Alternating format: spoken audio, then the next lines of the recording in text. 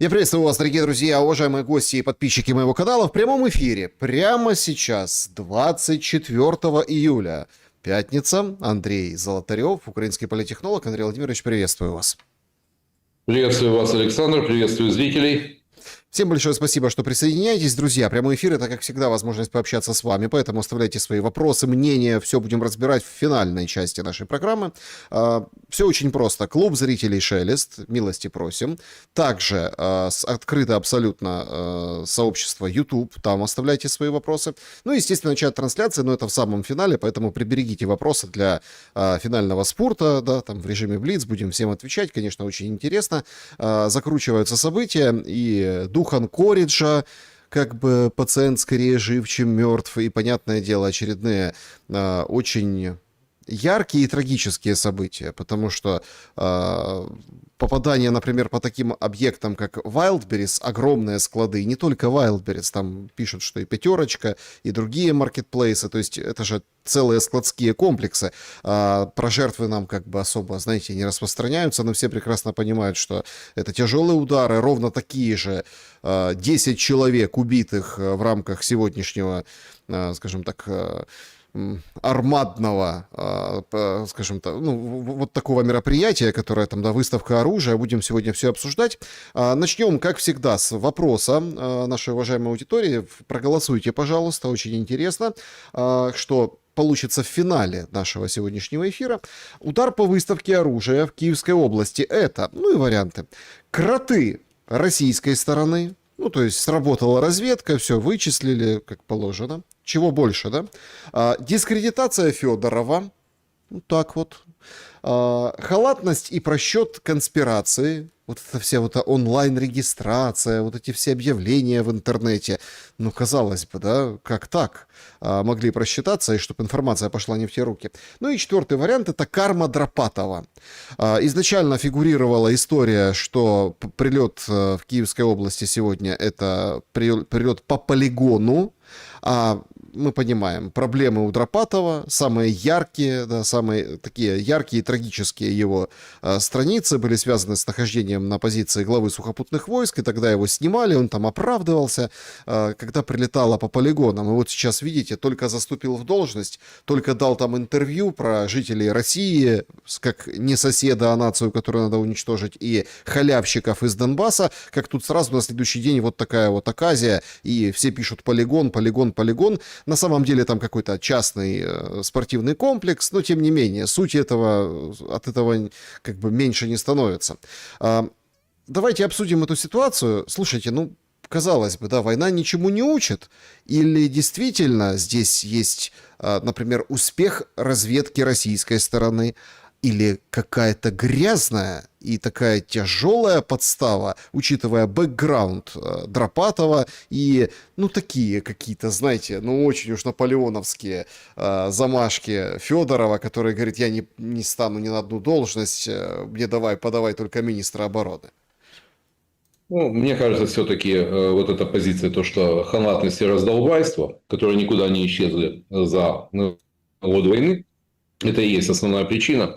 Ведь представьте себе, если вы размещаете в интернете онлайн-регистрацию, ну, люди маломальски знакомые с асинт-технологиями прекрасно понимают, что какие же не глупые ребята сидят и в Российской Федерации, которые без большого напряга и быстро смогут вычислить, где это событие будет происходить. Поэтому изначально, то есть сама организация, это стрелковый клуб «Снайпер» в селе Капитановка под Киевом. Вот, причем там место не самое лучшее для проведения такого мероприятия, учитывая риски. Тем более, что там даже в случае тревоги там и выбраться оттуда, вот там одна узенькая улочка. Ну и как раз удар пришелся по тому месту, где админкорпус, где ресторан. Я там не раз бывал в этом стрелковом клубе, но все-таки это повторение истории в Чернигове, когда аналогично выставку дронов. И министерство, главком тут понятно, да, что Сырский, как мы видим, оказался в этом плане умнее Дропатова. Сырский не рассуждал о политике. Вот кто-то может вспомнить подобного рода сентенции. И здесь, по-моему, это вопрос не в карме, а в раздолбайстве, потому что, знаете, как правило, любая беда имеет имя, фамилию и должность. Тот, кто организовывал, явно не учел эти риски, и, собственно, судя по всему, его и назначат крайним. Но то, что такого рода мероприятия время от времени проводят, ну, иногда проносят, но, как видел, в этот раз не пронесло. В 10:30 утра, ну, было хорошо слышно 2 прилета. И, судя по всему, одна из ракет была с кассетной боевой частью, поэтому так много раненых. И, я думаю, счет погибших далеко еще не закончен, поскольку там не 10, наверняка будет больше, поскольку очень много тяжелых. С ожогами, но, к сожалению, это трагедия, но, еще раз говорю, каждая беда имеет имя, фамилию и должность. И тут, может быть, могут, конечно, и работать и информаторы, вполне допускаю, тем более информация течет, как мы видим, но мне кажется, все-таки я бы на первое место поставил вот эту версию, то, что миром правит, как всегда, явная ложь. Андрей Владимирович, ну смотрите, мы в этом всем пылу, ну, находимся в каких-то эмоциональных качелях. Аналитики нет от слова совсем. Зеленский хвастается ударами по Крыму, по, скажем там, ну, и по другим, да, имеется в виду Wildberries, вот этим складам. Они пылают, горят, все говорят, смотрите, они же там что-то продают, покупают, перевозят, там что-то есть. И, в общем, это выставляется на передний план. Но новость живет реально несколько часов. Ну, буквально 2-3 часа. И сразу видим трагедию возле Бучи, ну, Капитановка, да, там в Киевской области. Она ближе, она довольно далеко от Бучи, Капитановка. Это ближе к самому Киеву, это по Житомирской трассе. Вот. Но мы же рассуждали у вас о вот этих эмоциональных качелях.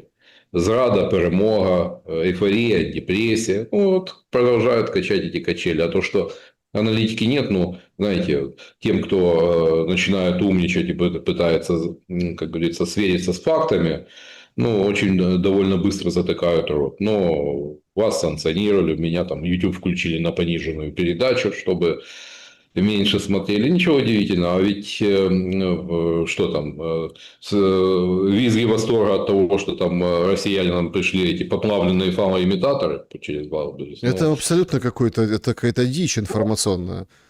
Ну, такой, знаете, к сожалению, опора на телеграм-каналы, соответственно, и понизила какую-то морально-этическую планку. Вот то, что у нас сегодня представляет собой информпространство, это единый марафон и сетка, скажем, заряженных телеграм-каналов. Я Вот. по поводу фалоимитаторов, чтобы мы от них далеко не ушли, ну, это что имеется в виду, что россиянам поприходили посылки с Wildberries, а там, в общем, вот эти упаковки игрушек для взрослых, они как бы, ну, пожгли их, да, то есть они там со следами горения там какого-то. Ну, давайте так. Последнее время я вообще как попытался... Знаете, что меня озаботило? Я пытался прикинуть бюджеты. Где-то 3 месяца назад один человек, который работал прям близко-близко с товарищами в Зеленом на Банковой, ну, уже давно там не работает, но имеет... Он мне как бы поделился со мной такой информацией, что... Какие-то вообще конские суммы выделяются на пиар, на продвижение, на медийку, как они это называют. Я говорю, подожди, ну какие конские суммы? Тут вон ждем этот кредит, это все в кредит, европейцы, дроны. Вот. Не-не-не, говорит, там прям, вот, прям осваивается хороший куш. И тут мы видим абсолютный подкуп блогеров американских. Пара лимонов и вопрос решен. Правда, если бы там же существует определенная градация, если бы она там переобулась в Соединенных Штатах, ну, это там прайс ниже, а тут, ну, где-то 2 ляма. И привозят похожую на ведьму эту блогершу Лумер. Ну, она прослезилась и рассказала о том, как что она находилась под воздействием российской пропаганды и где в Соединенных Штатах. Вот. Ну, дело в том, что на вот такого рода лоббирование говорящих голов, ну, приезжал некий там, я говорю, духовник Трампа. Хотя где Трамп, а где этот чернокожий? Где духовность? Это фуфел, который в очередной раз повесили Лохмандеем. Вот, ну, вот типично такая, люди с кинопрошлым. Прекрасно знают, что торговцы иллюзиями. Ну, чего удивляться. Ну, Смотрите, просто еще раз. Мы видим, как эскалация. Я не просто так зацепил эту тему, что они очень круто вкладывают в медийку. Почему? Потому что такое ощущение, что все это готовилось. Картонки и скупка тоже определенных, как называют, ломов, лидеров общественных мнений. Мы это видим прям открыто. Кто-то более завуалированно, кто-то прямо там поддерживает. Это все деньги с одного котла. Ну вот, судя по графику выделения вот этих денег, это все с одного котла. И у Федорова с одного котла, и у Зеленского, и у Банковой, понимаете? ну, где-то там, да, как говорится, ведь дроны это такая вещь, где можно там поставить, что магнитики европейского производства, а оставить китайские. Они в 8 раз дороже. Дрончик улетел, бахнул, и кто проверит? И, соответственно, меньше чем за 100% от, ну, как говорится, маржи никто не работает. Естественно, это получается, вот как когда Федоров курировал спецсвязь, там же НАБУ разоблачила преступную группу, которая там на 65 миллионов, по-моему, обули государство. Ну, как те в переговорах между собой, ну, сумки, лямки у сумок обрываются от кэша. Ну, вот так. Да, действительно, производители дронов жируют. И там не только на скупку, там хватает. Поверьте, ну, Бабель, Цензорнет. И заодно, и, как говорится, зарядили и ломов. Говорят, тоже несколько сот тысяч долларов. Ну, причем, знаете, причем дискредитация идет по полной программе. Мне сегодня прислали материал, он был исключительно об Игоре Мосейчуке. Там, кстати, есть и ваш комментарий, по-моему, да, ваш главред, да, о том, что о партии мира. И там вот это вот Новинский, Мосейчук, там сидят в Вене вот эти все убегавшие, убежавшие, ну, в общем, нехорошие люди, пророссийские коллаборанты, и сидят в Вене, и тут толкают партию мира, и это все, в общем-то, выписывается так. Понятно, там все бывшему нардепу посвящено, но очень интересные вот такие, как бы, моменты, да, о том, что партия мира равно партия капитуляции, партия коллаборантов. И это тоже ведь из этой кубышки отстегнули денежку, отслюнявили, чтобы вот такой нарративчик-то поднять. Через там где-то дискредитацию конкретных людей, где-то не конкретных людей, где-то просто. Не, ну, естественно, оптимальнее всегда бить на старте, когда только что-то поднимается.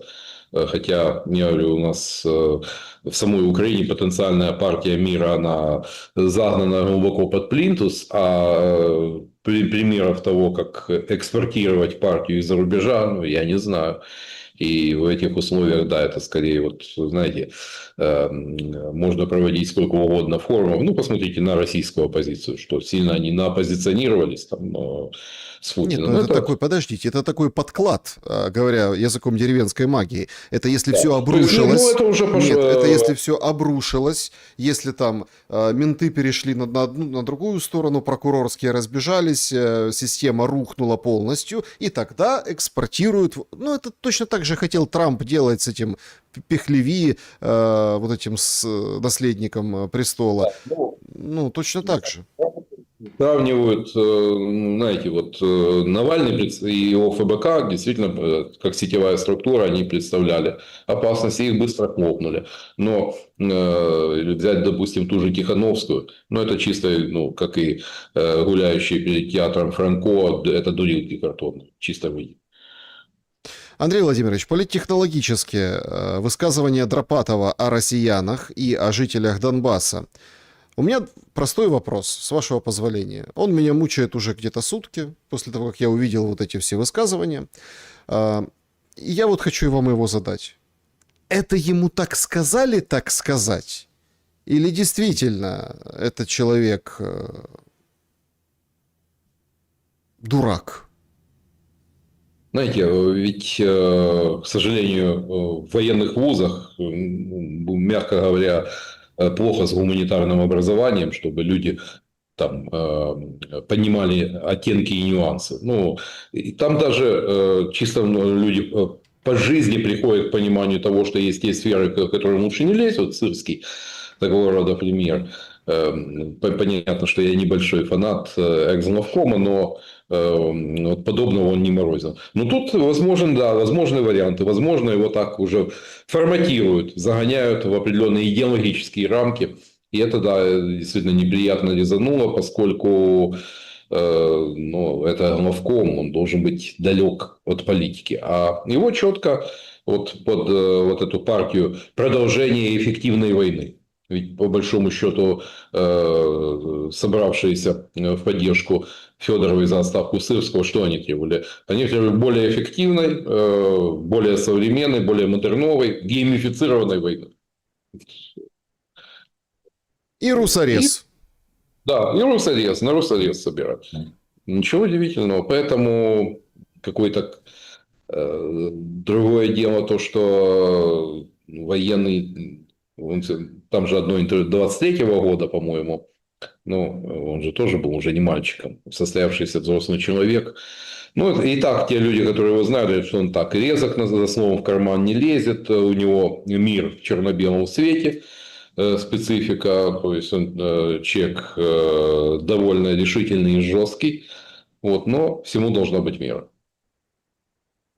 Ну, смотрите, сегодня Зеленский отчитался, что он с ним встретился, провел, как бы опять такая интересная формулировка, ответы на ответы, под ответы, из-за ответов. В общем, собрал там Хмара, Драпаты и довольная фотография Зеленского, кому все нравится в какой-то компании. Как вы оцениваете главкома Сырского и главкома Драпатова? Сейчас есть просто, ну, опять-таки, посмеиваются над умозаключениями, например, там, российских каких-то военблогеров, да, которые одни говорят, что вот, это беда, он нас ненавидит, все, сейчас там эскалация. И, в принципе, мы видим, я начинал с медийки, которую выделили деньги, это под эскалацию. Эта история, это исключительно под эскалацию, все понятно. Заявления вот эти, Песков, кстати, откомментировал сегодня заявление Сырского по поводу того, ну, он четко сказал, он нацист, и, в общем, он подтвердил, почему, типа, ну, в общем, что жители Донбасса сделали правильно свой выбор. Ну, вот как-то так вот он выразился. Понятно, что Соловьев и Симоньян могут аплодировать стоя. Ну, это такой подарок для российской пропаганды, поэтому я говорю, что всему должна быть мера. Это, ну, в лучшем случае это просто глупость, если не хуже. И получается очень интересная такая история. То есть, как вы оцениваете Сырского и Драпатова? Одни говорят, что, в общем, Сырский его тюкал, другие говорят, подождите, это его ученик, это продолжатель дела Сырского, и Сырский такую довольную фотографию публиковал с песиком и косточкой. То есть, у них все на самом деле хорошо. И Сырского хотел давно менять Зеленский, просто вот сейчас вот это они разыграли с этими картонками, переформатировав полностью потоки финансовые под себя, все подложив под семью. Ну а для народа сделали вот такое бесплатное шоу, которое имеет прежде всего легитимацию самого Зеленского как верховного аятоллы. Заметьте, никто не спрашивает, легитимно, нелегитимно, что вообще по закону, что не по закону. Зеленский, он как бы над законом становится вокруг этой ситуации, когда вот эти назначения тоже. Вот сегодня, это же парадокс. Значит, встречается Зеленский с Клименко и Умеровым. Это СНБО, Совет национальной безопасности. И говорит, значит так, Умеров будет у нас отвечать за партнеров и сношения внешние с Ближним Востоком, со всеми делами, а Клименко за внутреннюю безопасность. И ты сидишь и думаешь, так елки-палки, у нас два главы или секретаря СНБО, глава-то Зеленский. Ну хорошо. Потом выходит Литвин и все-таки проясняет ситуацию, что не-не-не, Клименко глава, но Умеров тут рядом. Получается, Драпатый главком, но Сырский тут где-то рядом. Да. Смотрите, ну, это и в прошлой передаче поднимали вопрос. Это договорнячок, съемки очередного эпизода сериала или это таки конфликт? Ну, пока ответа еще нет. Ну, будем смотреть по действиям. Если начнут рвать, допустим, того же Конотопского или Бабенко продолжать, если полезут дела, связанные с Игоркой и связи Федорова с игорным бизнесом и колл-центрами, ну, это уже не будет напоминать Дорничок. А так, конечно, да, есть все признаки того, что банально идет такое продвижение. Что мы наблюдаем? Ведь по сути это такая, пытаются выдать за народный протест многоуровневую, высокопрофессиональную, высокобюджетную кампанию по продвижению новой политической фигуры, ну, которую нам пытаются продать в лице Федорова, хотя там чего там нового. Посмотрим по кадровым перемещениям в Министерстве обороны. Пока, допустим, первое увольнение, которое состоит не в Министерстве обороны, а у Главкома. Первым Дропатый уволил кадровика. Там полковник сидел, который занимался как раз, через него шли назначения всех глав ТЦК на местах. То есть тут рука не поднимется бросить камень. И да, в 00 часов 23 июля первое оперативное совещание. Пока посмотрим, будет ли комбригопад. Вот традиционно, ведь вспомним вот беда на Донецком направлении, когда начал сыпаться фронт, и это закончилось потерей Авдеевки, началось с того, что после Залужного, когда отставили Залужного, начались отставки его протеже, командира бригад. И там нормальный комбриг, говорят, под Очеретино был. Поменяли, пришел новый. А новый комбриг – это всегда 2 месяца хаоса, анархии, бардака. Любой, кто служил в армии, это знает. И с этого началась беда. А тем более сейчас в условиях, когда все довольно кисло в Донбассе, Запорожское направление. Вот этот комбригопаду, ну, если мы увидим приход однокашников по танковому институту при Харьковской политехнике, по 72-й бригаде, это будет четким сигналом, что ничего, система осталась неизменной. То есть каждый генерал тащит за собой свой клан. Это всегда было и есть, и в ментовке, и в армии, и в СБУ существуют свои кланы, то есть с виду слова постоит. Вот. Пока... Так а что за клан у Дропатова? Подождите. Вот что, ну подождите, это тоже клан, понимаете? Тут же тоже очень интересно. Вы как бы больше с позиции уходящих, а кто придет, понимаете? Вот посмотрим. Я же не знаю, с кем он там в баню ходит, с кем детей крестит. Есть. Наверняка такие люди есть. Посмотрим, будет ли он их продвигать и что это за люди. Но то, что генералы полетят с должностей, это факт. Вот. И у Хмары там будет явно большие перестановки в Министерстве обороны. В условиях, одно дело это условия мира, а другое дело условия войны. И всегда это, ну, знаете, не лучшим образом сказывается на положении дел. Какая бы сильная фигура ни пришла, всегда время освоиться, разобраться и посмотрим по делам. Но первые, как говорится, публичные заявления, конечно, насторожили. Не в плане того, я не лезу, какие у него там политические взгляды, но Главком это все-таки это нечто большее, чем просто офицер. И, допустим, вот такие эскапады в адрес жителей Донбасса, ну, спрашивается, а кто рубил руду, уголь, вот, кто плавил сталь, ну, на Донбассе, что все алкоголики, тунеядцы и криминальные элементы, ну, это полная херня. И тем более... Так нет, тут же возникает вопрос, мы хотим возвращать Донбасс или нет? В том-то и дело, Саш, в том-то и дело, что это все тогда выглядит уже чистым средневековьем. То есть воюем не за людей, а воюем за территорию. Это чисто воды средневековый подход. Андрей Владимирович, если мы попытаемся понять, что сейчас... Ну, давайте так, разделим. Давайте фронт, обсудим отдельно, и вот эти удары дальнобойные отдельно. По фронту сегодня опять 10 сел в Днепропетровской области объявили эвакуацию. Да, Ну, Синельников, да, ну, район. ну, у меня понятный вопрос. И он у всех, я думаю, там вчера, позавчера, да, вечером, это ночная эта вся история, когда они все расшаркивались друг перед другом. Михаил Альбертович, это Федоров, да, и все там друг у друга, скажем так, благодарили друг друга, там, скажем так, реверансы друг другу отпускали, простите.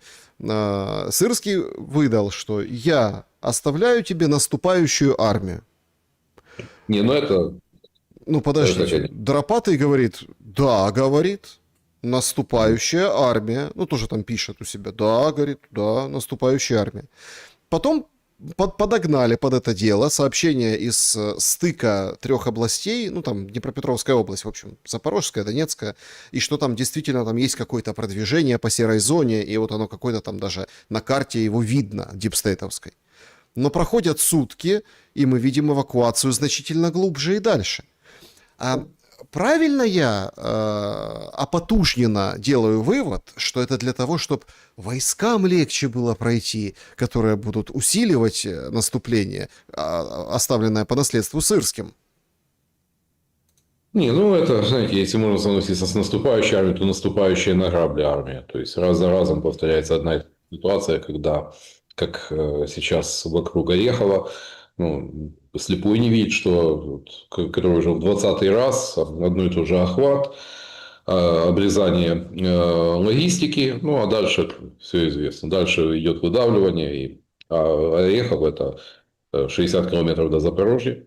Это подступы с юга в Днепропетровской области и к Днепру. Там не так уже далеко тоже. Поэтому оптимизма мало. И понятно, что он пытается в том, что мы от обороны перешли. Но по большому счету это тактические, даже если они есть, тактические успехи. Бои за избушку лесника, что называется. Но говорить о полноценном наступлении, о выходе на оперативно-тактический уровень, тут ну, любой военный эксперт, который отрезок адекватен, но у него язык не повернется назвать это наступлением. Хорошо, тогда второй аспект этого вопроса войны, это воздушная война. Значит, сегодня к вечеру, буквально перед нашим эфиром, приходит новость. Ну, это связанная история, понятное дело, с обстрелами. Там же как, перед нашим эфиром тревога в Кувейте. Я даже у себя в телеграм-канале написал: Кувейт, прячьтесь, все в укрытие. До этого идут там 12 раз подряд. Ну, в общем, обстреливает Трамп Иран. Они друг другу угрожают, Ормузский пролив так и не открыт, все боятся ходить, хуситы подключаются. Короче, перед нашим эфиром новость. $110 за баррель нефть. Мы это отдельно сейчас обсудим, если захотите, это прям очень интересно, ввиду там вообще Трампа, да, к которому едет Нетаньяху, а там и Зеленский едут, они все едут закапывать Грэма, ну, хоронить. Прощаться и хоронить. Это отдельная прям тема, это очень интересно геополитически, но меня интересует в контексте Дропатова, Зеленского, ответов на ответы. Была история с ударами по КТК, казахскому трубопроводу через Новороссийск, где отгружалась нефть. Инвесторы там и британские, и американские, короче, все на свете. Казахи четко дали сигнал и сказали: уважаемые, не бомбите, пожалуйста, этот объект. В ответ они услышали, ну, что-то такое, как обычно, от Зеленского, малопонятное, на малопонятном английском языке. Короче, ничего не услышали. И закрыли прокачку нефти казахской через этот, ну, скажем так, логистический мост, да, через этот трубопровод. Ну, вроде закрыли и закрыли. Опять-таки, в Одессу не заходят суда. Азовское море, там, Мадяр всех раскидал, рассказывают, что все утопил, все Азовское море. То есть, понятно, да? Украинцы не могут вывести пшеницу, проблемы с бензином, заправки бомбятся, причем уже там Житомир попадает второй раз, то есть это далеко имеется в виду, что Житомир, а то, что ближе, вообще выносится. И тут мы приходим к чему? К тому, что в Украине дорожает бензин. Возникает вопрос, откуда бензин? из Европы, да, Румыния там и дальше. Уже 76 гривен за литр. Это В Европе откуда бензин? Румыния, Италия. Если Италия там худо-бедно, они там как-то еще выкручиваются, плюс-минус скрипя зубами, то румыны как-то так вообще не выкручиваются, потому что это вся казахская нефть, которую там отказали, да, в том, что не бомбить, идет в ту же Европу на переработку. Получается очень какая-то интересная логика. Зеленский вроде как все уничтожает, он такой потрошитель НПЗ всех там нефтяных возможностей, с одной стороны, но с другой стороны, с апреля месяца по дружбе идет нефть. Как Мгм. так? Ну вот явно или тут проблема интеллектуального плана, или какое-то внешнее воздействие. То есть кто дергает за ниточки, ведь да, по дружбе куда? И какая нефть? Ну, явно не кувейтская нефть идет по дружбе. Это понятно. И то, что вот как когда неделю назад мелькнула новость о том, что остановлено судоходство по Азовскому морю, и там какой-то портик прекратил работу. Ну, думаю, ну вот где-то в течение недели будет. Ну, и не прошло недели, когда вчера Тарас Высоцкий, это новоназначенный министр сельского хозяйства, говорит о том, что судоходство остановлено. Всё. Ну, и действительно, вот неделю одесситы наблюдали через день какой-то очередной сухогруз горит на рейде. Ну и последний это довольно жесткий прилет человеческими жертвами, погиб украинский лоцман, вот прямое попадание в корабль. И понятно, как это отразится на работе портов. Ведь перешли уже, стали бить просто по судам, не по портовой инфраструктуре, по Одесса, Ильичевск, там громадные портовые территории, то есть там полностью вывести из строя разве что ядерным оружием, так это и гигантская пропускная способность. Ильичевск плюс Одесса – это 50 миллионов тонн способна обрабатывать. И никакая железная дорога пропускную способность портов не заменит. А это, прежде всего, ударит как цены на потребительском рынке, поскольку очень много начинают шматья и заканчивая там бытовой химией везется в контейнерах через Одесский порт. И ровно как украинский экспорт. Зерно, подсолнечное масло. То, что как минимум Украина не досчитается, наверное, третьей экспортной выручки от экспорта зерна, это в лес не ходи. При том, что у нас и так дефицит бюджета, при том, что сейчас вот этот фактор взлетающих цен на бензин и дистопливо, ведь на границе уже стоит дистопливо по 90 гривен за литр дистоплива. То есть, соответственно, на заправках оно будет так чуть-чуть за 100. Вот, с чем можно и поздравить. Вот, дорожание дистоплива бензина, это значит дорожает все. Начиная от посылок новой почты, отправлений новой почты и заканчивая хлебобулочными изделиями. Пенсии украинцам, зарплату бюджетникам никто не поднимал. Да, те, кто там собирает и пакует в коробки из китайских комплектующих дронов, там, получая по 2-3 тысячи долларов в месяц, они не сильно это ощутят. А вот пересечные украинцы, ведь бедность у нас выросла до уровня более 35%. Да, точнее, это скорее даже нищета по европейским меркам. Эпоха бедности же закончилась, соответственно, с бедностью мы боремся умножением нищеты. Но кого волнуют проблемы холопов? Шляхту проблемы холопов не волнуют. Это совершенно очевидно. И что там, кого там выселяют, куда этим людям выезжать, оставшись практически без имущества и средств существования, кого это там волнует? Очень интересно. Сейчас пишет Трамп. Ну, во-первых, давайте так. Reuters публикует, что Трамп и Зеленский должны встретиться в Вашингтоне во вторник. Значит, украинский источник агентства сообщил, что Зеленский заинтересован в поездке в США, чтобы команда ожидает официального подтверждения графика Трампа. Украинские и американские официальные лица обсуждали предложение о прекращении воздушного огня. то есть они с Уиткофом говорили же вчера, да, и Кушнером, воздушного огня, которое должно было быть представлено российским властям в рамках нового раунда мирных предложений. Источник сообщает, что Украина ранее обращалась к Путину с предложением о прекращении огня, которые были отклонены. Однако некоторые чиновники считают, что давление на российскую экономику со стороны продолжающихся ударов украинских беспилотников и ракет может смягчить эту позицию. То есть, ну как бы, давай уже, Путин, не бомбим. Вот это воздушное перемирие. Пробивают это итоги встречи. Вместе с этим Зеленский сам говорит о том, что он едет дрон-дилить. Об этом он Витахеру сказал, который представитель США в НАТО приезжал к нему. Дрон-дилить имеется в виду дроны пилить, там, денежку туда-сюда. И тут какая-то странная, если честно, публикация Дональда Трампа сегодня. Разгорается же большой скандал на самом деле. Сенаторам, отвечая на вопрос, министр войны Хексет на неделе сказал, что Россия и Китай помогают Ирану. Ну, это официально. Все. То есть мы, конечно, им противодействуем, чтобы они не сильно помогали, но они помогают. И вот сейчас выходит Трамп вот в эти минуты, мы в прямом эфире, и он говорит, дает четкие посылы. Прям у него и пост такой, знаете, такой четкий. Значит, Америка не поставляет оружие в Украину. Мы продаем по полной стоимости НАТО. Что дальше с этим оружием, мы понятия не имеем. Извините, отойдите, отодвиньтесь. Россия и Китай не поставляют оружие Ирану. Мы договорились, это вот четкий посыл. То есть он фактически полностью разрушает то, от чего прозревали всю неделю сегодня.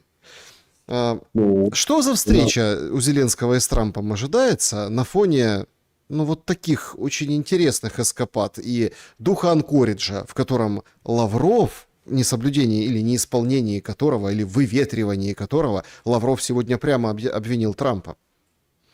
Ну, заметьте, пока вот стороны воздерживаются от какой-то жесткой риторики в отношении друг друга, и в российском информпространстве куда больше там уделяется внимание, там поносят Европу, но Соединенные Штаты все довольно деликатно, все так мягко. А у нас последние 2 недели пытались убедить в том, что, особенно после Анкары, о том, что произошла некая там трансформация позиции Трампа, что Трамп повернулся к Кремлю задом, а к Киеву передом.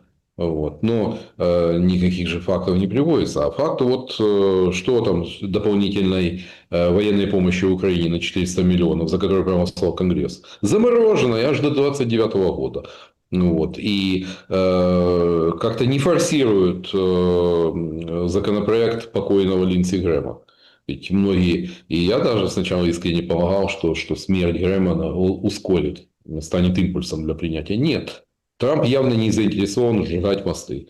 Это мы видим. И стремится показать то, что Соединенные Штаты не вовлечены в войну никоим образом. Как говорится, да, понятно, там возразят, скажут, что дают развединформацию, но не более. Не более. И как бы там ни было, какие поставки оружия, ничего серьезного из Соединенных Штатов. Ну, в основном-то сейчас суетятся европейцы. Европейцы, да. Трамп попытается реанимировать, возможно, сделать последнюю попытку втолкнуть Зеленского в эти рамки Анкориджа, и на что и намекает Рубио, говоря о том, что условия для Украины теперь будут хуже, чем год назад, но мы попытаемся. Вот. Посмотрим, что получится. Мне кажется, что наиболее вероятным вариантом будет то, что Владимир Александрович кивнет, развернется, уедет и попытается сделать все по-своему. Потому что кардинально ничего не изменится. Воздушное перемирие, ну, на фоне того, что сейчас происходит, вот этой войны городов, не верю. Вот, не пойдет. Тем более, что Путин что стремится показать Трампу? Что ну раз мы не сумели политическим путем все это разрешить, значит, я попытаюсь добиться этого военным путем. Взять Донбасс и такие принудить Киев к миру на своих условиях. Чем Путин сейчас ну, в меру силы возможностей занимается. То есть тут какие-то жесты доброй воли, ну, я и на горизонте даже не вижу. Может быть, с октября будет окно возможностей, но не ранее. Так а возможности в чем? Это когда что? Когда все, простите, склады перебьют? Ну, все склады перебить при всем желании есть, помимо, да, Wildberries крупнейший ритейлер, но есть еще Озон, есть еще Яндекс, то есть там еще начать и кончить. Да, просто по Wildberries все намного проще, поскольку в отличие от Москвы логистические хабы Wildberries не прикрывались так ПВО, то есть это довольно легкая цель.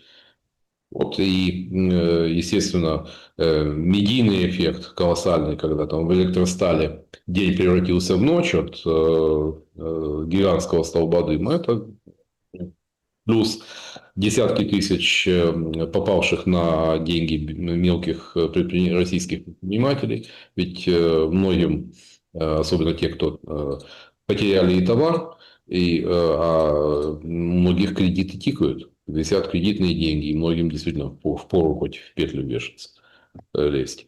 Поэтому, но на что делается ставка? Что вот начнется бунт предпринимателей и начнется смута? Нет, этого не случится. Ну, во-первых, нет организующей и направляющей силы. А во-вторых, как бы там ни было, но полицейский и репрессивный аппарат Российской Федерации достаточно силен, чтобы справиться с такими локальными бунтами. Они пытаются выстраивать аналогии там, с Петроградом 18-го, но сравнивают сравнимое. Это ничего и близко вот, с тем, что сегодня происходит в Российской Федерации. Днепропетровская область. Приходят сейчас кадры. Это мы в прямом эфире, поэтому это свежие, скажем так, новости. Разбили локомотив. Предупредили, Да, военные предупредили, чтобы и пассажиры, и, в общем, там, машинисты, все, конечно, сбежали вовремя, то есть вовремя было предупреждение, но вот это локомотив, который восстановлению не подлежит, понимаете, Днепропетровская область. До этого мы прям видим какой-то локомотивопад по территории да, Украины. абсолютно верно. Выбиваются тепловозы, понятно, с электрической тягой в нынешних условиях. Ну, преимущественно сейчас делают ставку на тепловозы, но эта система выбивается не только и в Днепропетровской, но и в Харьковской, в Житомирской области. То есть, причем стоит отметить то, что дроны бьют довольно прицельно и точно, причем в том числе и реактивно. А это, ну, понимаете, что перспективы того, что на доброй половине территории Украины следом будут выноситься не только там локомотивы и депо, вот, это, опять же, это средства логистики со всеми вытекающими отсюда последствиями и для военных перевозок, но и заодно и заправки. Ты на каждую заправку бетонным куполом не накроешь. А значит, уже надо думать о том, как либо хранить топливо в резервуарах, передвижные заправочные станции, но это вполне может начаться, вот такие удары по АЗС уже в глубине территории Украины. Подозреваю, что это может начаться уже в осенний период. Ну, обсуждают там сейчас разные... Ну, в общем, смотрите, какая-то все равно есть вот такая а, аура некромании, что ли, какой-то. То есть вот это ж блогер, которую мы обсуждали, приехала с Зеленским на интервью, он же, Зеленский, ей рассказал, что на похоронах Папы Римского, ну, типа, все поменялось. То мы были злы друг на друга, там, ссорились после овального кабинета, а папу хоронили, порвали 3 баяна, то есть... Да, то есть все хорошо, перелом, Да, то есть мы да. подружились. Сейчас будут похороны Грэма. Мгм. Но в связи с ситуацией, которая закручивается на Ближнем Востоке, в связи с ситуацией, которая закручивается в российско-украинском противостоянии, прежде всего воздушных ударов и прочего, контактов американцев с российской стороной, эти похороны, ну, они, и там же вообще, если так посмотреть, ну, так, сделать такой мониторинг, да, о чем там американцы беседуют, что им важно, да, вокруг этого. У них там вообще дискуссия, а надо арестовывать Нетаньяху или не надо? Потому что 27 числа Нетаньяху отправляется к Трампу, ну и тоже на похороны, получается. В общем, кто будет первая скрипка? Вова или Биби? Я думаю, для Соединенных Штатов, учитывая ту роль, которую Израиль играл в ближневосточной политике, я думаю, больше внимания уделят, безусловно, Биби. Вот, это определенно, но до арестов. Понятно, что демократы сейчас активно качают. И, кстати, это повод задуматься израильтянам о том, что, ну, с чем они столкнутся в ближайшие годы, когда на праймерис побеждают откровенные леваки, те, кто будет Free Palestine, санкции в отношении Израиля и так далее и тому подобное. То есть, пожалуй, Трамп действительно, возможно, останется в истории как наиболее произраильский президент Соединенных Штатов, а дальше все пойдет по нисходящей. И учитывая тот репутационный удар, который получил Израиль за последние пару лет, в Соединенных Штатах очень многое может поменяться. И, да, возможно, будут ломаться копья, будет куда как более оживленная дискуссия и относительно визита Биби. Ну, до ареста точно не дойдет.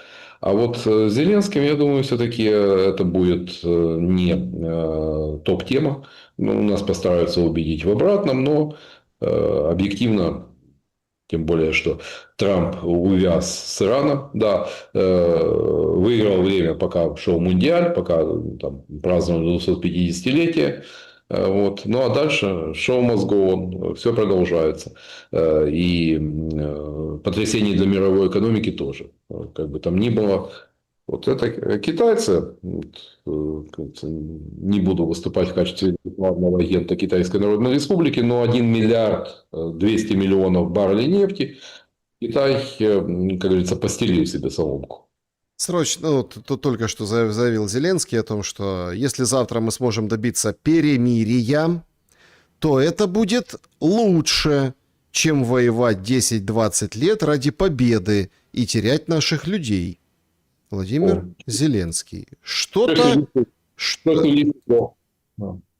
в лесу подохло. Европейская правда приводит, да. Европейская правда. Президент понял, кто не хочет останавливать войну.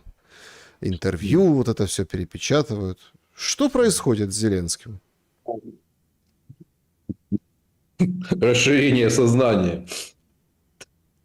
Знаете, кажется, я так подозреваю, что происходит в эти дни, мы узнаем не скоро. А судя по всему, ведь и внутриполитически, как мы видим, это, люди воспринимают это как то, что Зеленского прогнули, ну, учитывая то, как он вел себя на киноплощадке, как продюсер. Предельно авторитарный человек и может сегодня с тобой пить на бурдершафт. Вот, а завтра, если ты как-то не вписываешься в творческий замысел, нафиг с пляжа. Без всяких сантиментов. Вот, ну, это же мы видим к команде. Федоров последний оставшийся из кухонного кабинета штаба Зеленского, который его привел к власти. Но все течет, все меняется. И я подозреваю, что вот нам забрасывают там упрек в том, что почему мы не обсуждаем Стамбульские соглашения. Так мы 1000 раз говорили. За то, что я говорил о том, что Украина не готова к войне на истощение от слова совсем. Я воевал в стоп-листы, был где только можно забанен, но, знаете, что от этого меняется? Понятно другое. Ну, лучше поздно, чем никогда. Но, к сожалению, очень поздно. Это когда и территории потеряны, и разрушение экономики, да, и в том числе и на подконтрольных Украине территориях колоссальные. И самое главное, потеряны десятки тысяч человеческих жизней. Ну хорошо, а как убедить Путина на перемирие? Ну, кто-то должен в этой ситуации, скажем, сделать шаг назад. Нет, это прям очень важный вопрос. Смотрите, еще раз, перемирие, это вот сегодня Зеленский подписывает указ это он ручками делает, это действие, это ручка у него, и подписывает указ, который проголосован до какого там октября. Ну, в общем, на 30 дней еще до октября, до конца октября этот самый военное положение и мобилизацию. Сегодня. И сегодня он нам заряжает про перемирие. Перемирие для Зеленского — это лучший сценарий. Перемирие не отменяет военное положение, перемирие не отменяет, ничего не отменяет. Перемирие людоловство не отменяет. Тут выходит вот это... Сегодня ж мы начинали наш сегодняшний разговор с этого прилета ужасного в Киевской области. 10 человек погибло. Ну, как ужасного? Ужасного по своей, глупости. У нас, извините... В Славянске 5 человек погибло. Да, а в этих людях, которые там в Славянске, люди погибли и погибли, а тут все, расследование, Зеленский пишет, все пишут, понимаете, потому что как же оружейников там накрыли. Смотрите, ему очень хорошо военное положение, потому что все вертикали, все то, что он сейчас построил, это все тоже под военное положение. Этот Корецкий, эти все министры, этот Ким, которого вытащили с Николаевской области, вот эти все товарищи, да, те кровати, которые он попереставлял, вместе с новым типа вот этих орлов, которых он там попереназначал в военном кабинете, это все хорошо. Но тут возникает главный вопрос. То есть смысл или что должно произойти, чтобы Россия сказала: окей, перемирие, сколько там, 30, как они обсуждали год назад, 30-60 дней, помните? Боюсь, что это такой пиар-ход накануне полетов Соединенных Штатов Америки. Показать о том, что проблема мира находится не в Киеве, а в Кремле. Пиар-ход, за которым нет никакого конкретного наполнения. И тем более я глубоко сомневаюсь в том, что Путин сделает такой подарок Зеленскому. Ведь уже не раз Кремль не раз заявлял о том, что мы не заинтересованы в перемирии, либо, как говорится, принимаются все условия соответствующим оформлением, либо никаких там паллиативных мер. И напоминают о том, сколько раз там с Минском, и, мол, больше не дадим себя обмануть и так далее и тому подобное. Поэтому относительно, я думаю, раньше октября не стоит ждать какого-то. Может быть, чудо случится, но я предпосылок для такого чуда пока не вижу. Хотя знаете, накануне всех этих пертурбаций один коллега в сердца говорит: тут уже было принято решение по выборам, а вот этот картонный Майдан все испортил. Значит, что-то мы не знаем. Какой-то пассианс уже раскладывался. Помните, я говорил о том, что чисто по-ермаковски. Оперативная внезапность, когда к выборам никто не готов, так что как снег на голову попытаться. Но, извините, опираясь на свой политтехнологический опыт и все-таки на свои 30 выигранных кампаний, могу сказать о том, что вот этот картонный Майдан как минимум негативно отразится на рейтинге Зеленского. То есть Акимов промахнулся. Это в лес не ходи. Убудет и у Залужного. Я не знаю, насколько сильно взлетит Федоров, поскольку вот эта социология, там, где Зеленский четвертый, тоже точно так же, как оптимистические цифры Зеленского, мне не внушают доверия. Занесли со слова, бросили им как киевский штук. Да, Андрей Владимирович, смотрите, уточню, это он Лумер, Лумер рассказал. Да, вот это, который мы обсуждали, что лучше, чем сражаться 10-20 лет ради победы. Подхватывает это точно так же в эфире телемарафона советник бывший Федорова, сейчас советник Зеленского, вот этот Флэш Бескреснов. А он тоже такой простой, говорит: со мной все хорошо, не переживайте. А потом говорит: да не, меня там не было, просто люди подумали, что... Нормальные герои всегда идут в обход. То есть, меня там не было на этой выставке. Просто так вот он выходит в телемарафон, комментирует, понятно, эту выставку. И интересно, что говорит. Значит, взаимное уничтожение инфраструктуры для меня выглядит как безумие. Когда война закончится, обе страны останутся с проблемами. Украина говорит, что готова это остановить, но наш враг не хочет. Это выглядит как абсурд. Цитирую я этого Флэша. Это явно из интервью Лумер. Это явно... все одинаковая песня. Но что он говорит по поводу Дропатова? Дропатый должен сделать так, чтобы люди хотели служить. Наши люди видят какие-то ужасы, которые показывают журналисты, что армия — это рабство. Нужно сделать так, чтобы у людей была уверенность в армии, чтобы армия — это не каторга, не ужас, там можно служить, там уважают людей. Дропатый это сделать может, говорит Флэш. И Берлинская, которую тоже сегодня вспоминали в связи с ударом по выставке. Помните, Черниговский драмтеатр? Благополучно вывели из-под ответственности Да. за вот дня к Чернигову. Она, знаете, что вообще выдала? Она говорит, что на передовой сейчас, на передовой, максимум 15-25 тысяч военнослужащих. Давайте заменим их иностранцами. Ну, я немножко не согласен. 100, может быть, 150 тысяч из миллиона. Вот. И то, что у нас у нас много, в ЗСУ много едоков, но активных штыков критически мало. Но в конце концов стоит напомнить о том, что Флэшу ведь не чужое его бывшему патрону Федорову издание «Бабель», оно запустило вот этот скандал. Но, как всегда у нас, хотели приготовить обед, спалили хату. Вот со Скелли. Это что, Мосфильм выдумал? Искусственный интеллект, как этот, некоторые альтернативно одаренные слуги народа. Вот, это реальность. К сожалению, и то, когда боец Келли застрелил мобилизованного, которого он привез в СНАП, тот попытался удрать, тот 4 выстрела в спину. Вот, и штурмовой винтовки. Это реальность, к сожалению. И всякие рассуждения о том, что вот придет, Дропатый придет, порядок наведет, это, знаете, это от лукавого. В рамках существующей системы никакой мобилизации с человеческим лицом быть не может. И может быть все повернуться так, что именно при Дропатом мобилизация примет куда более жесткий характер, нежели при Сырском.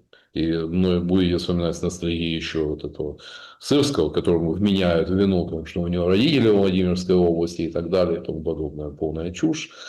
Вот, ну, где родители, там, где он, как бы там ни было. Но информационная война же, надо, как говорится, одного максимально минуснуть, а другого максимально поднять. Не обольщайтесь, не заблуждайтесь, поскольку с мобилизацией, ну, понятно, нормальное решение убрать кадровика, который расставлял начальников ТЦК. То есть тут я абсолютно согласен. Но все остальное, система, к сожалению, она сильнее любого индивидуума. И как мы не раз говорили, есть логика намерений, а есть сила обстоятельств. И, как правило, сила обстоятельств оказывается сильнее и весомее логики даже самых маленьких. Да, друзья, давайте подведем итоги нашего вопроса и перейдем к вашим вопросам. Очень интересно. Значит, удар по выставке оружия в Киевской области — это 6% считают дискредитация Федорова, ну, подмочить его репутацию, чтобы не назначать. 12% кроты российской стороны проникли везде. Кроты везде. Ну, или как успех, да, разведки, то есть конкретная спецоперация, вычислили и жахнули. 36% считают, что это карма Дропатова. Карма за то, что он наговорил, а на него же повесили. Ну, там как повесили? Ну, его же там сняли, перекидывали после ударов по полигонам. Ну и 46% все-таки согласны с вами, что это халатность, просчет конспирации. Короче, опростоволосились, опозорились сами, а потом вот это вот все. Ну, то есть, видите, люди с вами в большинстве своем солидарны.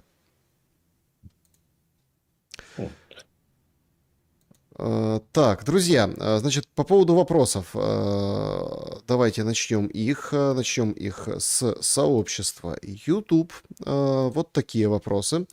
То есть Александр уточняет по поводу мобилизации Дропатова.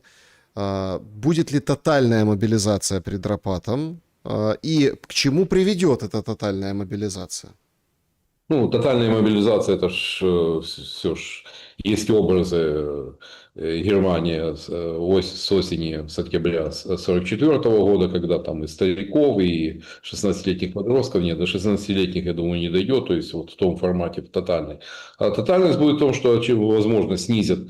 И опять же, в случае, если частичная или полная мобилизация осенью начнется в России, хотя это отрицают, вот в Госдуме кто-то там, что это все там злобный навет от Зеленского, что никаких планов нет. Ну, знаете, Дума – это не то место, где думают, как говорил один классик российской околополитической мысли.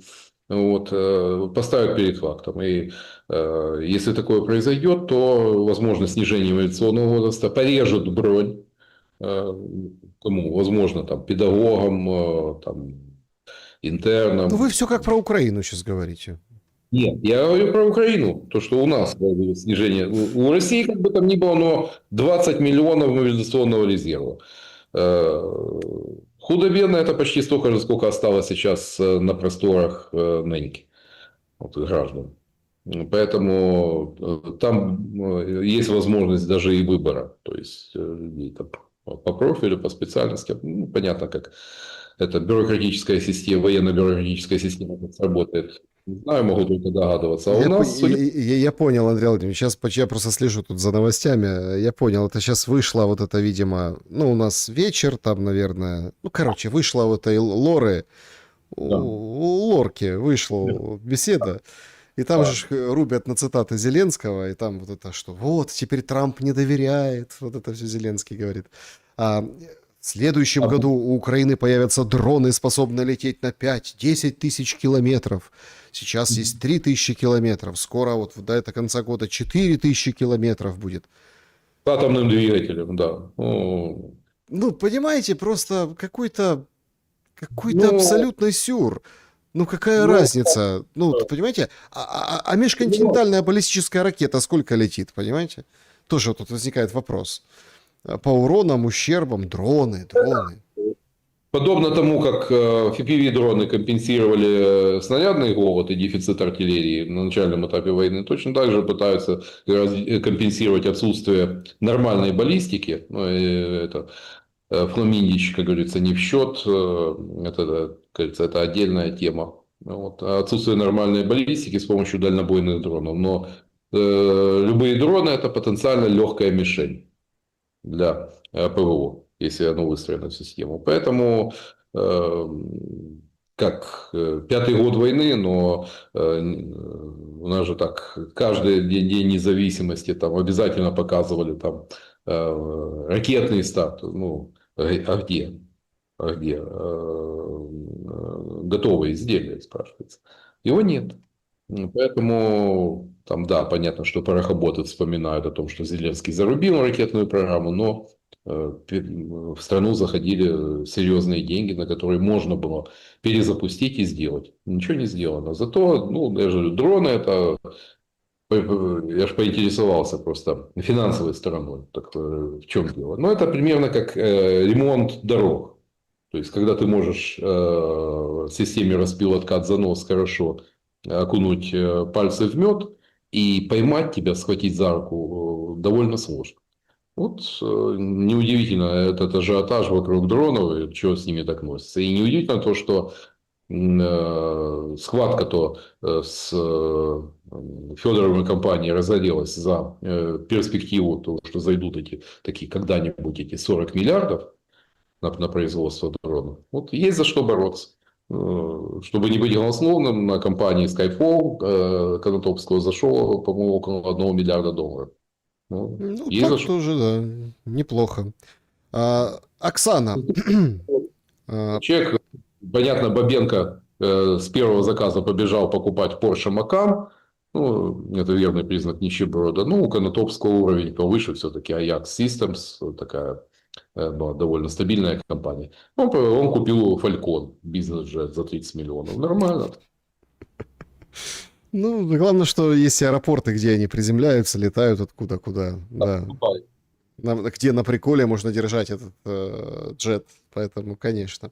Оксана, похоже, вы, Андрей, единственный, кто настаивает на актуальности духа Анкориджа, приводя в качестве доказательства США предоставить отказа США предоставить транш 400 миллионов. Мне кажется, весьма натянутое объяснение. На самом деле США прекратили прямую финансовую помощь Украине не из-за какого-то духа Анкориджа. Истинная причина кроется в обновлении ядерной доктрины России в конце 2024 года, когда теперь предусматривает неядерное государство, получающее поддержку от ядерной державы, это типа повод нанести удар по обеим сторонам. Вот в чем заключается реальная проблема, а не в духе Анкориджа. Именно поэтому вся их помощь поступает теперь через другие страны, не так ли? Немножечко не так. Но все-таки у Соединенных Штатов, да, чуть-чуть меньше, но тоже много, около 5000 боеголовок. Да, и есть и средства доставки. Да, Минитмены все-таки подустаревшая ракета, но со средствами доставки все в порядке. Равно как. Поэтому это не тот случай. Это понятно, что Европа, в которой как сельди в бочке, там 400 миллионов, это очень уязвимо. А Соединенные Штаты громадная территория, причем это устроить взаимное уничтожение. Я просто исхожу из того, что, во-первых, понятно, что об этом Лаврова упрекают, в том, что, дескать, не выполняется и так далее, но на уровне действий ведь стороны не скатились в жесткой риторике, то есть дальше не пошло, а значит, какие-то мосты сохраняются. Я небольшой адепт вот этих соглашений в Анкориджа, поскольку до конца непонятно. То есть мы лишь в самом общем порядке имеем представление, о чем договорились. Но факт то, что отношения с Соединенными Штатами по-прежнему и спустя год заметно и намного лучше, чем с любой из европейских стран. Андрей Владимирович, вчера на вашем стриме вы сказали, что у вас складывается впечатление, что кто-то как бы управляет этой войной и дергает за невидимые нити. Девятов давно говорит о том, что хасиды освобождают украинские территории для того, чтобы самим тут обжиться. Зеленский еврей, хоть и безбожник. Не думаете ли вы, что этот сценарий сейчас воплощается в жизнь уничтожением славянского населения? Знаете, ведь тут любое событие. Вот у меня сегодня в ленте кто-то там написал по поводу того, что вот Wildberries, дескать, это заказ лиц библейской национальности, поскольку это один из немногих крупнейших бизнесов, который не принадлежит... Как вы красиво, лиц библейской национальности. А мы какой национальности? Велесовой книги или что? Козацького роду нема переводу. Да-да, продолжайте. Вот, знаете, пока интересуюсь у знакомых израильтян, как вы там уже чемоданы пакуете в Украину. У нас ходят слухи, что народу без земли, землю без народа, но никто как-то... Мне все-таки, я подозреваю все-таки в этом в дергании ниточек, такой глобалистский интернационал, все-таки Корона, Ротшильды, это куда как весомее, чем там Аббат и прочее, прочее. То есть old money. Так, Андрей, оказывается, не всем предпринимателям, сотрудничающим с Wildberries, суждено было вешаться из-за кредитов и ущерба, как вы так живописно предсказывали сегодня в эфире. Удивительно, но Wildberries, оказывается, таки выплатит компенсации, да еще и при поддержке регионов Сбербанка, ВТБ, а всем пострадавшим автоматически выдали целых 3 месяца отсрочки по кредитам. Ничего себе. Какие-то послабления будут, но я думаю, что компенсация закроет лишь малую толику того, что предприниматели потеряли. И пока я же не говорю, что кто-то повесился. Вот такие эмоциональные там в ленте попадаются там заявления, но случаев суицида пока не отмечено. А компенсации, как всегда, это все, собственно, практически везде. Когда событие наблюдает такой громадный резонанс, надо показать о том, что власти готовы поддержать, подставить плечо. Но я думаю, как говорится, уж тех убытков 100% не перекроет. В лучшем случае на 70, процентов на 25-30. Это в лучшем случае. Угу. Так, продолжаем. Вот такой вопрос. Андрей, как вы считаете, приход правых к власти в Германии и Франции в течение 2 лет будет служить поводом создания действительно переговорной группы с Путиным для установления окончательного мира в Украине? Олег. Я думаю, это может и перезагрузить отношения России и Германии потенциально, но ведь, допустим, что никогда не устраивало Лондон, чтобы на европейском континенте образовался такой альянс Берлина и Москвы, это и в XIX веке, помните, и, собственно, в XX веке, чем все это закончилось. Но не будем забывать о том, что накануне всех, до 2014 года, как бы там ни было, еще в тех деньгах 80 миллиардов евро. И эта политика вот, торгово-экономического сотрудничества, она выстраивалась здесь еще начиная с Брежнева, начиная со сделок газовыми на трубы, с Вилли Бранта еще раньше. И это было довольно взаимовыгодно. На этом во многом базировался и экономический рывок Германии, ну, и реальный рост уровня жизни в 80-е и 90-е годы. Это, кстати, тот самый лубочный образ европейского будущего, который продавали нам. Но сегодня Германия уже другая. Особенно, вот, ну, понятно, трудно далось, скажем, интеграция земель ГДР, подтягивание, и там по-прежнему уровень жизни намного ниже. И плюс вот эти все фокусы с зеленой энергетикой, с мультикультурализмом, с интеграцией мигрантов, банально экономика просела, а социальные расходы увеличились. Поэтому, так или иначе, те, кто придет на смену христианским демократам, вынуждены будут принимать радикальные решения. И там, Которые... ну, какие радикальные решения? Газ, запускать там одну рабочую ветку, достраивать, ремонтировать Да, вторую. И первый поток. Резкое сокращение получателей бюргербельт, социальных пособий. Немцы недовольны. Это, кстати, один из драйверов роста альтернативы для Германии. И любой нормальный человек был бы недоволен. Почему я плачу налоги, а за это, за мои налоги должны содержать паразитов, загорелых паразитов, которые не собираются не интегрироваться в общество, не хотят соблюдать его законы и не хотят работать, платить налоги. Вот это нормальное, естественное поведение немцев. Кстати, в Австрии примерно та же картина, но там пока со свободой, партией свободы справляются лучше. А альтернатива, ну, уже по 30%, у христианских демократов 20%. Пойдет так, судя по всему, там и Бранбауэр не понадобится разрушать. Там Мгм. все, Так, естественно, Лина Востроилова. Каковы цели конфликта у сторон противоборствующих? Некоторые ломы любят рассуждать, что таковых целей нет сейчас. Однако Россия официально провозгласила и, кажется, не меняла целей. То есть просит Украину соблюдать свой же корневой документ Конституцию, то есть права человека и право на родной язык и культуру, соблюдать нейтральный блоковый неядерный статус. Украина же, похоже, борется за несоблюдение своей же Конституции. Почему? ну, потому что, скажем так, произошла политическая трансформация под влиянием внешних сил и при поддержке внешних сил. И тут Конституция оказалась камнем преткновения.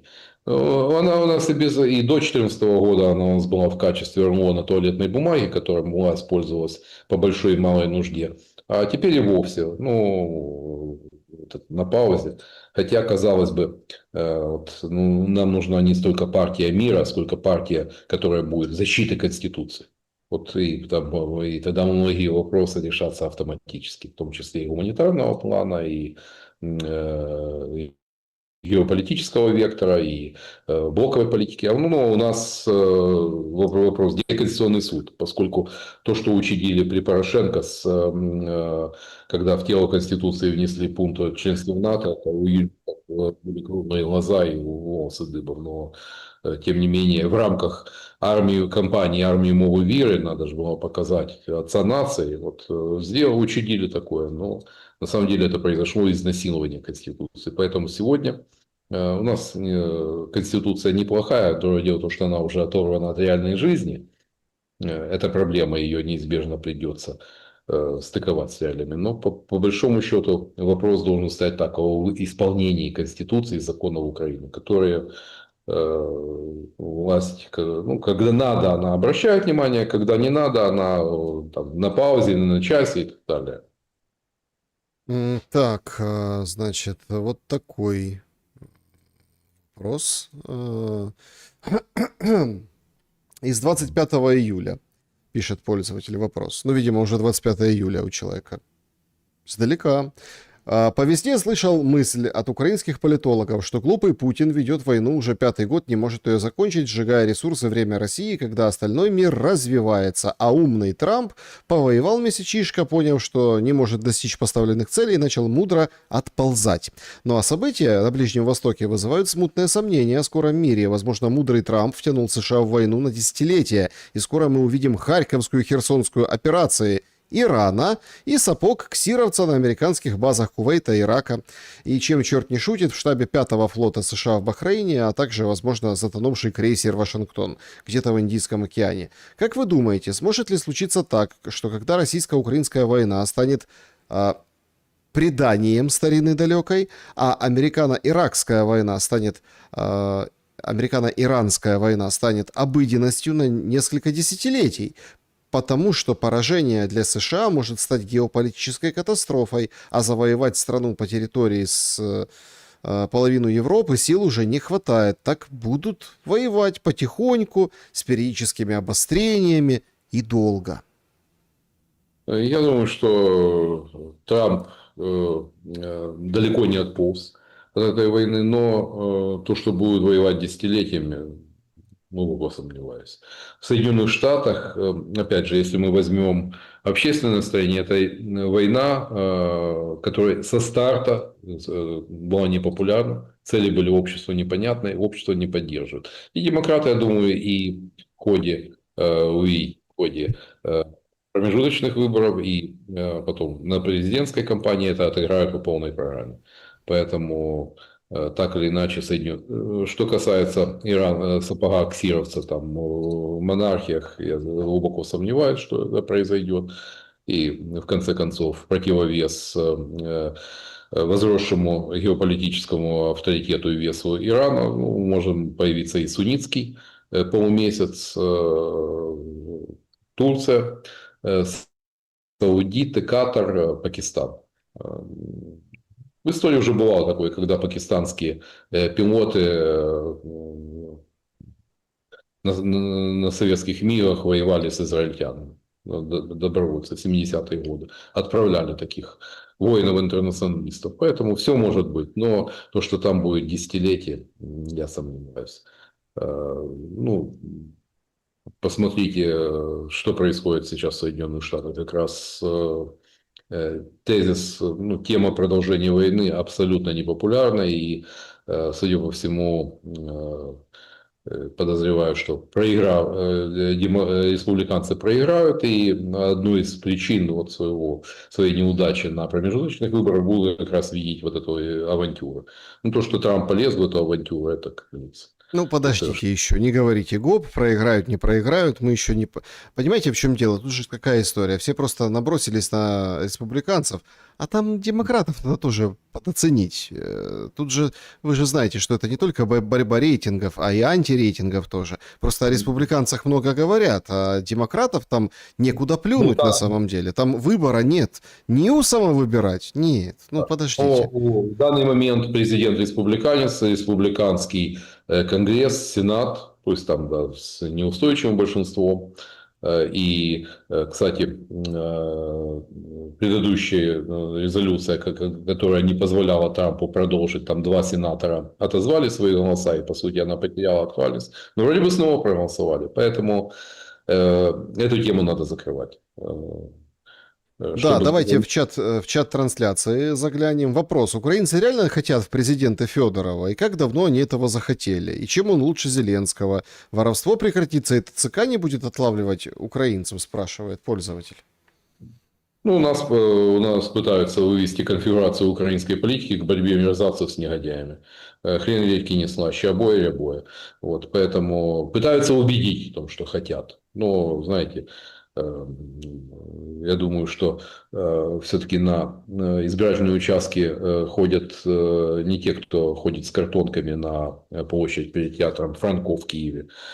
Поэтому это создает еще очередную иллюзию. Ну, у Федора довольно эффективные политтехнологи, Царенко, Березенко, ну, тем более имея такой колоссальный и информационный ресурс, там, и по сути безлимитную карточку оплачивать такого рода перформансы, ну, можно поупражняться. Мгм. Здравствуйте, Андрей Владимирович. Почему никто из украинских ломов, осуждающих войну и ТЦК, не выскажется с обращением к украинцам выйти с картонками за нейтральный статус, за мир? Они все что, ждут капитуляцию? Нет, ну, знаете, ну, все-таки надо толику ответственности. Вы прекрасно понимаете, что на тех, кто выйдет с такими картонками, на них спустят... у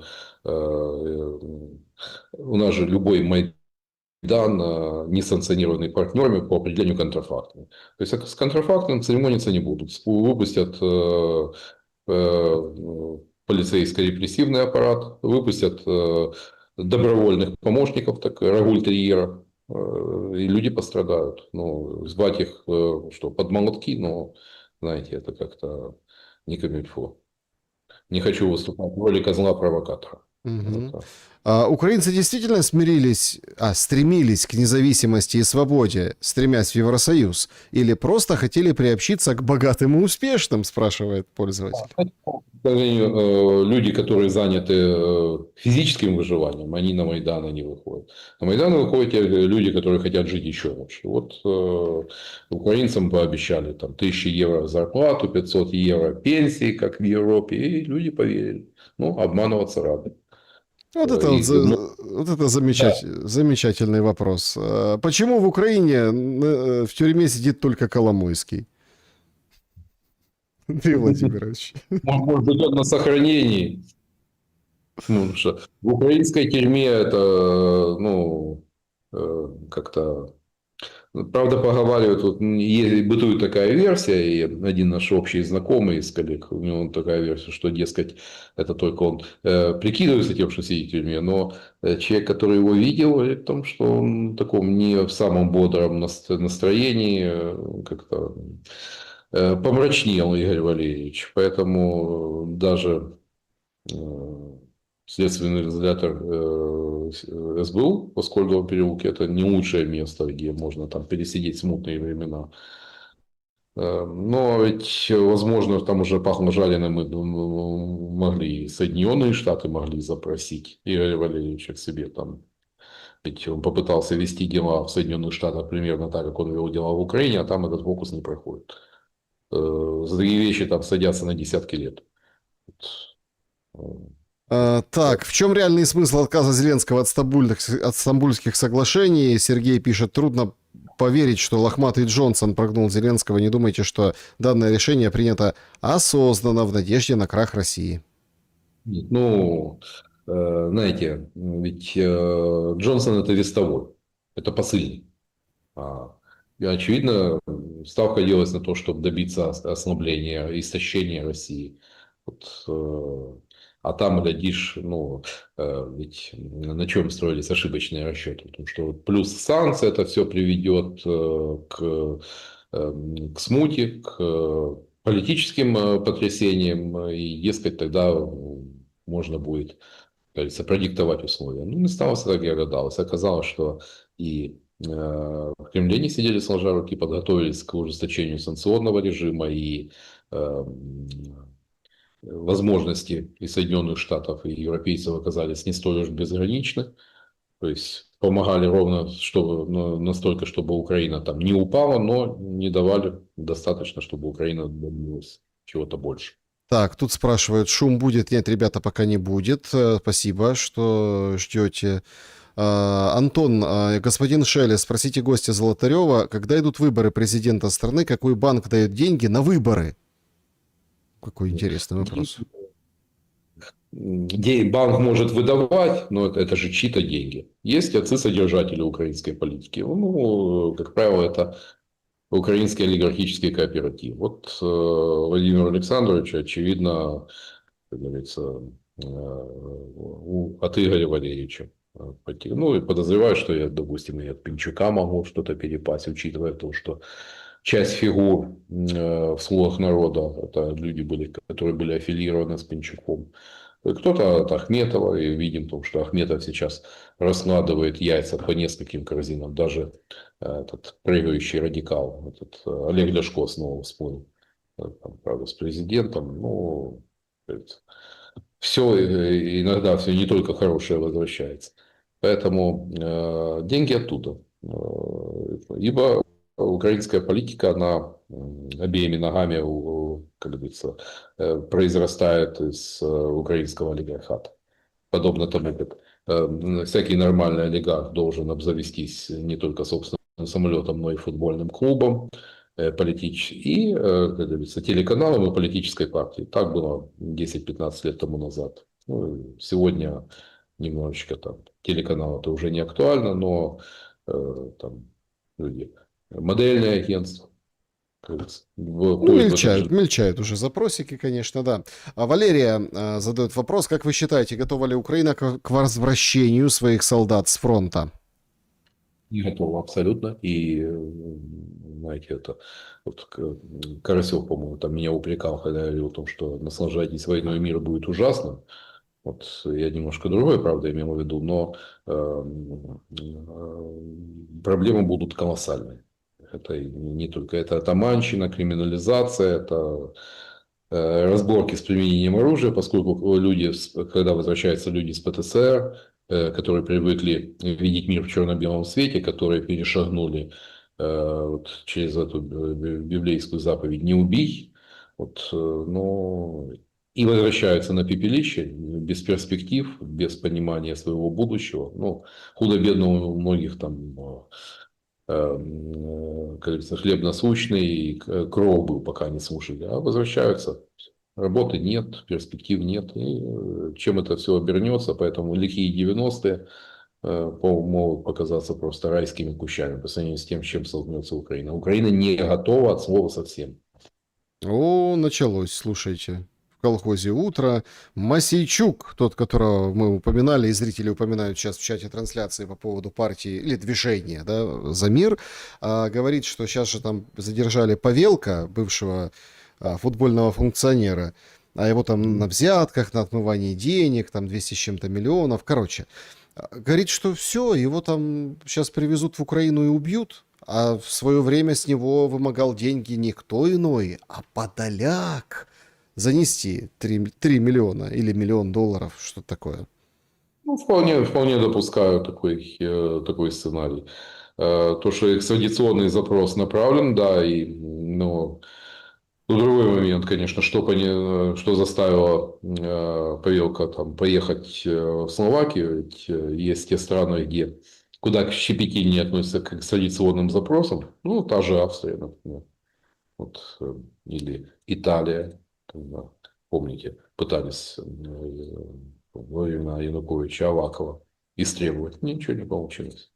Ну, вот, а со Словакией, скорее всего, этот экстрадиционный запрос, да, не сразу, но будет удовлетворен.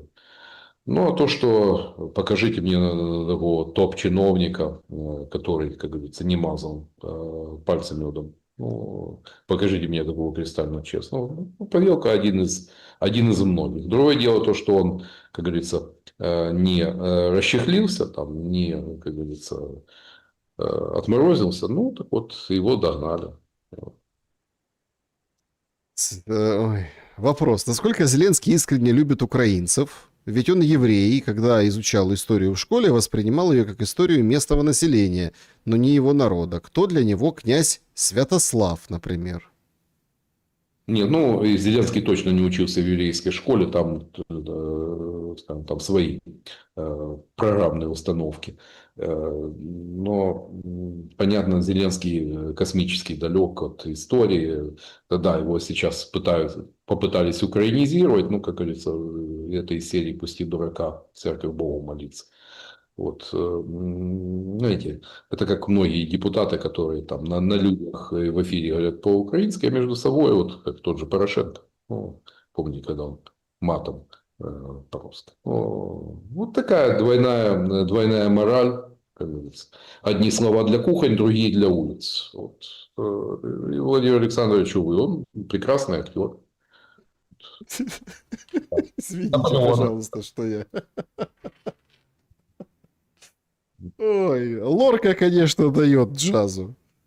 Знаете, за $2 миллиона не так раскорячишься. Послушайте, ну это, конечно... Лорка спрашивает. Правда ли, что вы употребляли кокаин с Макроном? Зеленский. Конечно, нет. Никогда.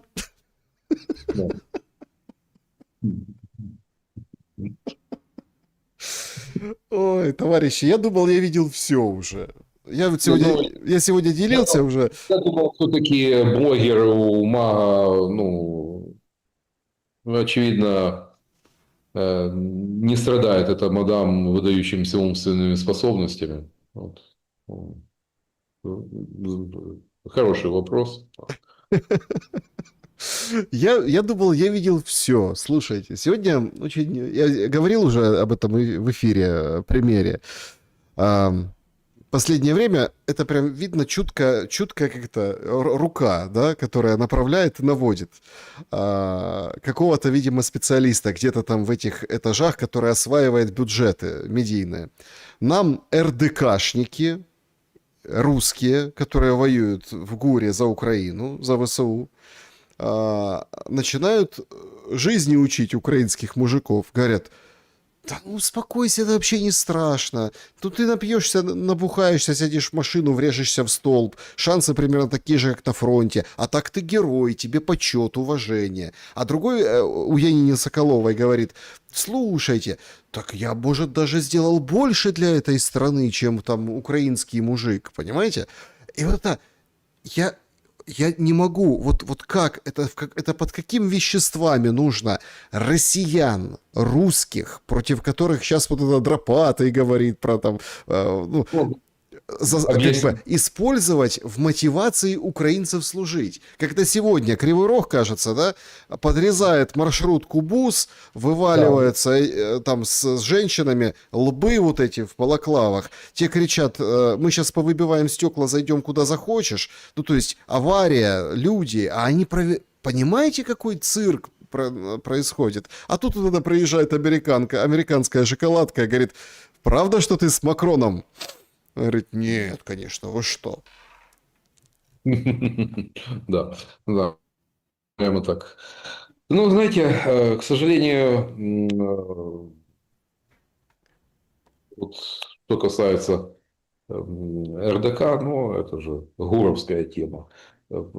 Спустя некоторое время, опять же, я подозреваю, что мы многое интересного узнаем. Будет время офигительных историй про ГУР и чем ГУР занимался, но учитывая специфический характер, то, что упор был сделан на диверсионную деятельность, это предполагает контакты с определенными кругами, скажем так, близкими к криминалу. То есть, люди ж 50 лет походку не меняют, от вредных привычек не отказываются. Поэтому, подождите, еще такое она всплывет. Ну, всему свое время. А учителей у нас хватает, тех, которые учат любви к родине и так далее, о том, что, дескать, имеют такую смелость определять, кто правильный, кто неправильный, ранжировать. Там, ну, вот, Главков пример такой подал. Да уж, вот вам и пропаганда, конечно, вот вам и, вот вам и дела. Друзья, К сожалению, дает эффект. И когда информация идет в одностороннем порядке, системно и методично, это не любой психотерапевт объяснит. мне вот интересно, когда в очередной раз кто-то, ну, там, вот давайте так, в интернете, в жизни не будем, там, те, кто в Украине внутри, те, кто за предел, в интернете кто-то напишет, там, Зеленский употребляет, наверное, кто-то придет и скажет, нет, он давал интервью Лоре Лумер и сказал, что нет, вот вам, факт-чекингом вам в лицо. Да. Ну, у нас же есть эти, как это, вотчеры там всевозможные на гранты дедушки Сороса, которые определяют, что фейк, что не фейк, ну, а по сути занимаются такая завуалированная форма цензуры. То есть, Да уж. Андрей Золотарев был моим собеседником сегодня. Спасибо большое за время и мысли. всего доброго. Друзья, берегите себя. Всем добра и света. Несмотря